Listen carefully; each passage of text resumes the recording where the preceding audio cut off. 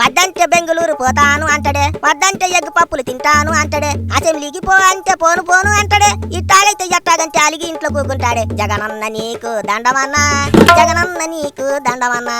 ఇదిగా ఇట్టాగే పాడుకుంటున్నారట ఇప్పుడు వైసీపీ లీడర్లంతా. ఓ వేపు కూటమి ప్రభుత్వం అసెంబ్లీలో బడ్జెట్ ప్రవేశపెట్టింది.